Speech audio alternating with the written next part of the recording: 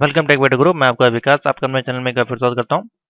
तो स्टूडेंट आपके लिए एक लेटेस्ट इन्फॉर्मेशन है जो कि आपके triple C BCC ECC exam को लेकर है, जो कि आप लोग मुझको कंटिन्यू मैसेज कर रहे हैं कि सर हमने फरवरी में फॉर्म भरा था, तो उसका एडमिट कार्ड कब आया, क्योंकि उसका लिंक जो है आपको शो हो रहा है फरवरी और मार्च का जो है वो लिंक वहाँ पे आपको काफ़ी दिन से शो हो रहा है।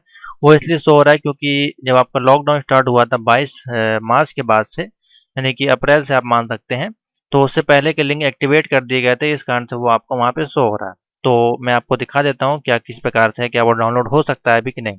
तो लेटेस्ट इन्फॉर्मेशन जानने के लिए चैनल सब्सक्राइब कर लें, बेल आइकन प्रेस कर लें, जिससे सबसे पहले आपको सबसे जल्दी आपको जानकारी मिल सके।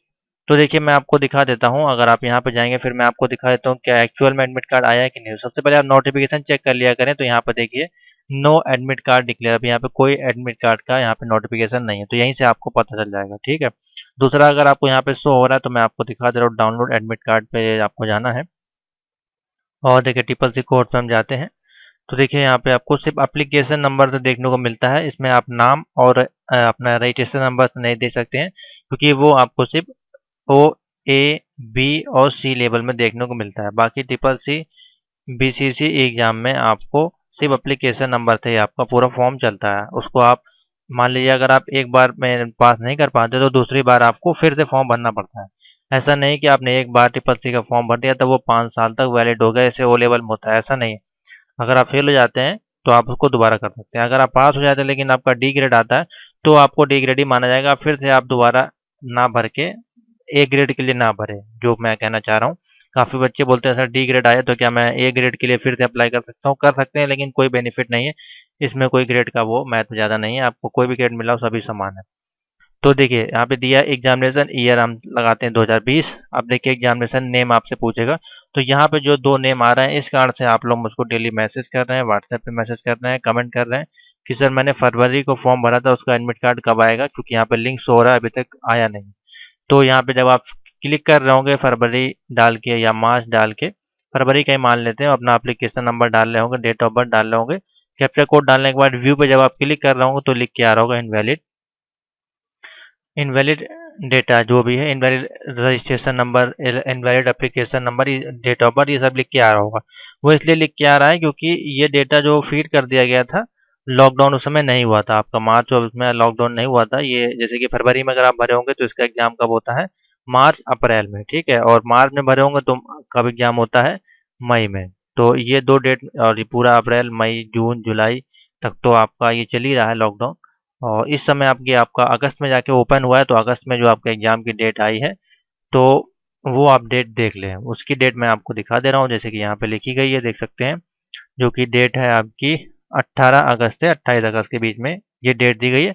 अब ये कैंसिल फिलहाल नहीं हुई है, अगर ये कैंसिल होगी तो आपको 15 अगस्त तक मालूम पड़ जाएगा।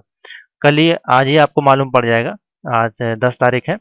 तो तो देखिए यहाँ पे जो एडमिट कार्ड की जो डेट दी गई है वो देखिए कब तक दी गई है, वो आपको 10 तारीख तक दी गई है। देखिए यहाँ पे लिखा हुआ 10 अगस्त। तो 10 अगस्त को अभी तक तो ये लिंक एक्टिवेट नहीं हुआ है, हो सकता है कि ये शाम तक या कल तक एक्टिवेट हो जाए। यहाँ पे आपको अगस्त वाला जब लिंक दिखे, यहाँ पे अगस्त का लिंक दिखाई देगा, तब आप इसको लॉक, तब आपका मान के चलेंगे कि हाँ एडमिट कार्ड आपका आ गया। अभी आपका एडमिट कार्ड नहीं आया। तो इसी तरह से फरवरी मार्च अप्रैल मई जून जितने भी ये कैंसिल हुए हैं वहाँ पे सबका लिंक जो एक ही में एक्टिवेट होगा, यहाँ पे लिख के आएगा अगस्त AUGUST 2020, तब आप इसको डाउनलोड कर सकते हैं यहाँ से। ठीक है, जो फरवरी वाले हैं वो भी, और मार्च वाले अप्रैल वाले जो भी हैं सभी का आपका जब अगस्त वाले में लिंक आएगा तब, कि 10 तारीख के बाद से स्टार्ट होगा, 10 से ऑनवर्ड लिखा हुआ है। तो जिसका मान लीजिए 18 को हो सकता है उनका 11 को आ जाए, जिनका मान लीजिए 28 को है तो सकता है उनका 20 तक आए, 25 तक आए, तो वो आप वेट कर लें। ठीक है, जिस भी दिन होगा वो आपको मिल जाएगा। तो यही थी आपके लेटेस्ट इन्फॉर्मेशन। बाकी अभी ओ लेवल से संबंधित कोई जानकारी अवेलेबल नहीं है हमारे पास फिलहाल। अभी वो डेट जो आपकी है 12 सितंबर से वो आपकी होगी। तो इसके जो एडमिट कार्ड आएंगे वो आपके विद इन 1 वीक पहले आ जाते हैं, 10 दिन पहले। तो ये आप मान के चलें सितंबर के फर्स्ट वीक में, यानी कि 5 से 10 के बीच में आपको मिल जाएंगे, यानी कि 1 तारीख से 10 के बीच में आपको मिल जाएगा। तो स्टूडेंट एक चीज़ और आपको बता दें, जो कि बीसीसी एग्जाम को लेकर बच्चे मैसेज कर रहे हैं कि बीसीसी का जो एग्जाम होता है सर उसमें कितने क्वेश्चन आते हैं।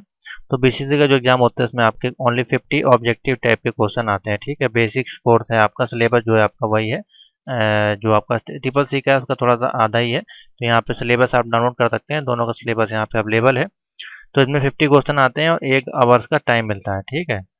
और बात करें ट्रिपल सी की, तो ट्रिपल सी के आपके 100 क्वेश्चन आते हैं, ठीक है। ऑब्जेक्टिव होते हैं जो कि, और ऑब्जेक्टिव के साथ इसमें आपके पैटर्न होते हैं, जैसे कि ट्रू एंड फॉल्स का भी पैटर्न होता है और ऑप्शनल वाले भी होते हैं, ठीक है।